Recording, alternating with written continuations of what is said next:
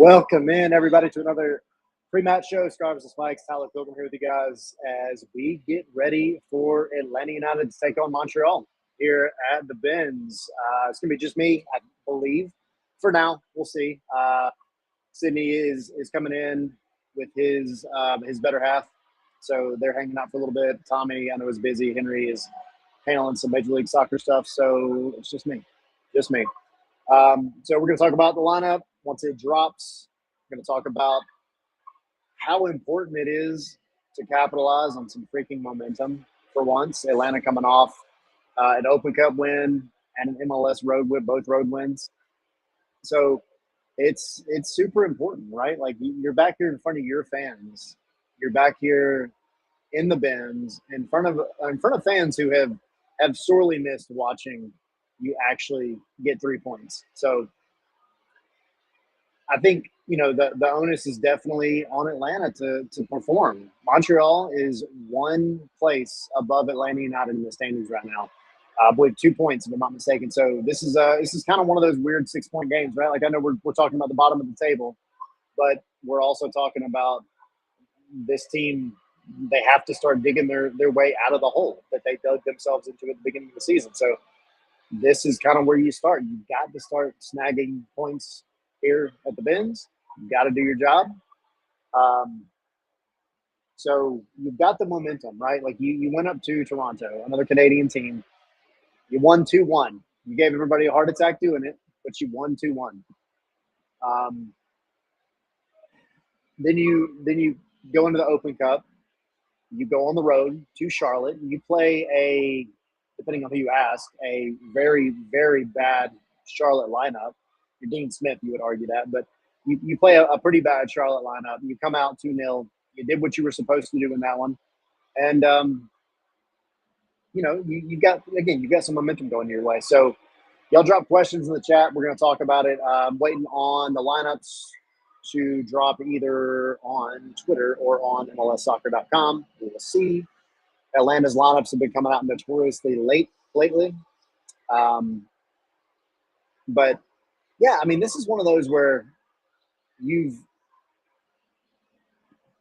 got to make some decisions if you're Sata Martino, right? Because you do have Miggy working his way back. You have Cayman Togashi, who went down with what looked like a pretty rough ankle injury in that Toronto match. Scored a goal. It was ruled offside, and then he couldn't continue because during that goal-scoring opportunity, he hurt his ankle. But he's listed as questionable. I would be shocked if he started, if Cayman Togashi was even on the sheet today. Because if you do have something that's lingering with him, Latte Loth has not been it. I hate to say it, but he's not been it. Cayman Togashi has looked good in the minutes that he's played. But you also have this thing that's been working where you're playing Alexei Miranchuk as essentially a false nine. So if I'm Tata Martino, I'm not changing that up. That's worked. It's done the job. And I think having guys like Fafa Pico around him and kind of a little bit of solidity in the midfield with guys like Matias Galarza, Jay Fortune's been playing outstanding, Cooper Sanchez, who had a goal the other night. You don't change a lot, in my opinion, in this one. So we'll see. But I think the big question is going to be which DPs actually see the pitch that aren't named Alexei Miranchuk for any amount of time anyway. So Huncho said, at the Benz today, hopefully they make the $12 worth it. Yes, please. Before the game saying, I believe Atlanta United's turned the corner 3 points tonight. Hey, man, from your mouth to God's ears. Because, like I said, if you're Atlanta United, you have to capitalize on the momentum. The momentum is there. It was mentioned in our Discord. But if you are here or you were here earlier when the team made their first walk through, they looked a little different. I mean, they seemed happier.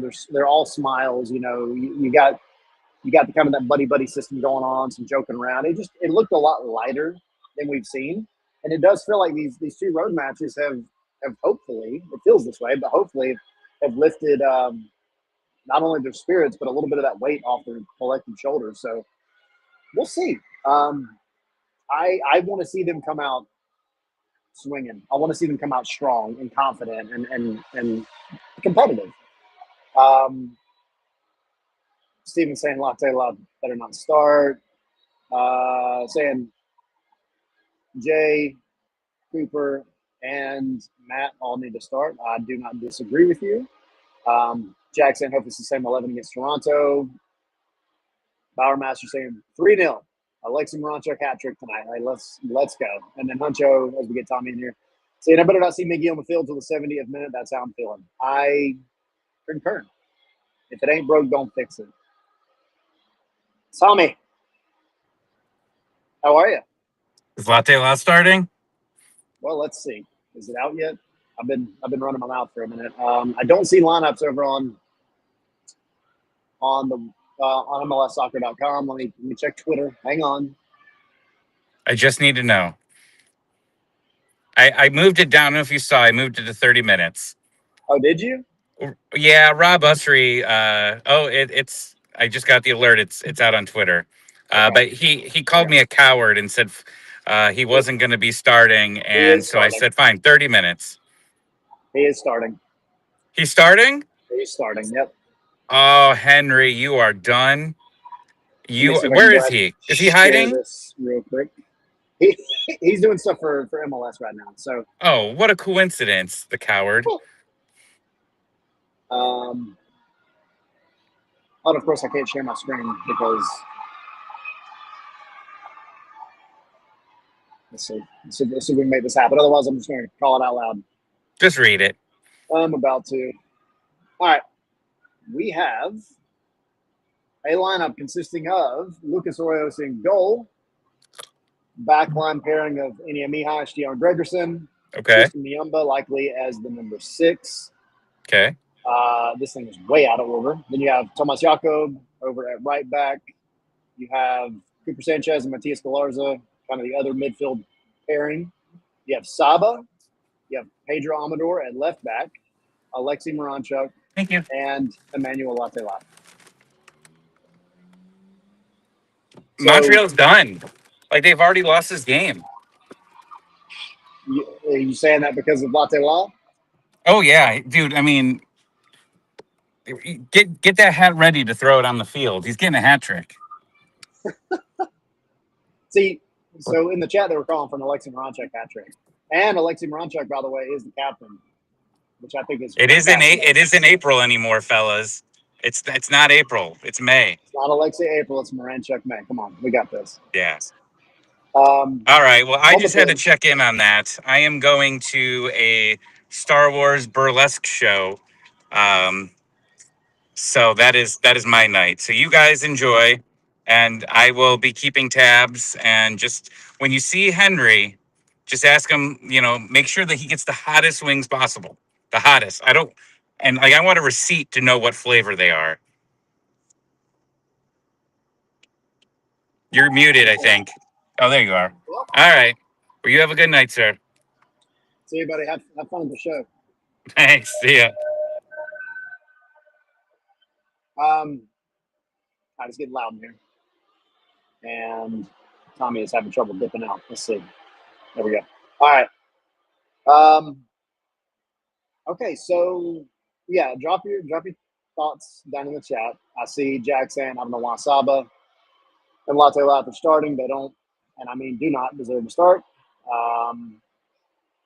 Huncho Dev saying, I'm wearing a Saba jersey right now and I want him on the bench. And before the game, yeah, give Tommy all the crap. Skipping out on another one. Yeah, I mean, here's the thing. Togashi is on the bench. I will say, at least he's healthy enough to be there. I'm curious, though, if he sees any time. Fafa Pico is also on the bench. I think you see Fafa Pico before you ever see Kevin Togashi. Fortune not starting, but he is on the bench. Will Riley as well. Matt Edwards, Luke Brennan, Juan Barricall, Elias Baez, and then, of course, Jaden Hibbert. Elias Baez got the absolute crap beat out of him in that Open Cup match. I would be shocked if he sees the pitch. Pedro Amador, I think you get something more technical out of him. I'm not mad at that at all. The good thing is if you start having any kind of issues with your midfield, you can sub in Jay Fortune and give yourself maybe a different dynamic. Same with Fafa Pico up top. I've loved what I've seen out of Fafa Pico. And then look, at the end of the game, you got 10, 15, 20 minutes left and you feel like you need something different up top as well, you got Luke Brennan who can come in and run at some tired legs and see if he can make something happen. Got an assist in that Open Cup game as well, I believe. So, I mean, yeah, the thing is, I know people are going to be frustrated, which is such a funny thing to say about the $22 million DP starting, but there's been so much rotation, and this goes to Steven's question as well. Why do you not at least start Jay? I mean, he's been putting in some minutes a lot, and you got to think about how fixture congestion starts coming into play. Tristan Miemba hasn't played many minutes, and I think he's kind of that locked in number 6 for now until they actually get a proper number 6, hopefully in the summer. Because what you're getting out of Cooper and Matias Galarza up top or in the middle as central midfielders, I like it. I think they've got a good dynamic. And that's not taking anything away from Jay, but also sometimes it could be as simple as, hey, Cooper, you've been playing lights out and you got a goal in the Open Cup.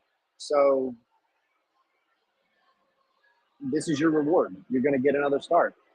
And sometimes managerial kind of decision making, it's as simple as that. So you're not losing anything, I think, by taking Jay out, but having him there to come on whenever is good. And also, Cooper's put in a lot of minutes, so he might only play 45. He might only play 60. I doubt you see him play more than 60, either he or Galarza. I would imagine Miemba probably plays most of the match. Maybe you see him subbed out for Will Riley at some point. But, yeah, I mean, I think Latte Loss starting, a lot of that's going to come down to you've got to give Fafa Pico a rest. Cayman Tokushi coming off an injury. So we'll see. But I do think the lineup that you do have out there is still good enough to make something happen here. And what's funny is if you can actually get something significant out of your $22 million DP striker, then this game should be lights out. It should be lights out. Saba, he needs a goal. He needs a good game to kind of get his confidence back, I think. But he's going to give you a shift running the entire time. So, I'm not super mad at the lineup, but I think what I'm more excited about is simply the fact that you've got a solid group of guys that can come on at key moments in the second half probably and possibly be game changers. Hopefully you're up by that point and you're really focusing on closing out a game, which has been a struggle, admittedly, for Atlanta in these past 2 road matches, but they've done it. They've done the job. It was tough, especially in Toronto, but they've done it. If you can get some fresh legs on at an earlier time than I think Tata typically subs, then assuming you are up at that point, I think it'll be a little bit easier to hold out. Can't make silly mistakes in this game. This has to be your jump-off point for the rest of the season at home. You've not been good at home this season at all. So the fans deserve it. You should be doing this for the fans. You should be doing this for your pride. But you've got the momentum from Toronto and Charlotte, Open Cup and MLS to kind of piggyback off of. So go snag a win. Go snag a win. It's not like you're playing Nashville again at the top of the table. You're playing essentially a 6-pointer. You leapfrog Montreal if you get 3 points out of this game. You jump up to 12th place. What you do? But you got to start chipping away at some point. You might as well start now. And then, of course, you got LA Galaxy coming here next week. That's going to be a tough one, I think. Low-key team that's kind of on the rise, I would say, even despite all the issues that they've had going on. So, y'all stay tuned to Scarves and Spikes. We will be back. I believe we'll be doing 3 takeaways. It might just be me again by myself. But we'll have all your coverage during the match. We'll be live tweeting, live blue skying. We'll have our articles coming out at the end of the match. And again, guys, if y'all aren't part of it, go to patreon.com/Scarves and Spikes. We have a couple of different tiers, and all of them get you into our Discord, which is hopping. We have a lot of fun in there. We do watch-alongs, away games. Sometimes people hop in that aren't at the game here, at home games, hop in there and just chat and hang out in one of the voice channels. But always something going on there. And then the different tiers get you other benefits as well. So, again, patreon.com/Scarves and Spikes. And then, of course, scarvesandspikes.com for all of your Atlanta United news, all the coverage, everything we're putting out today, tomorrow, this coming week. This coming week is going to be busy, especially as it pertains to U.S. soccer, because the grand opening is coming up down in Fayetteville. So we'll be covering that. But, yeah, we will see you guys soon. See you after the match, and we will catch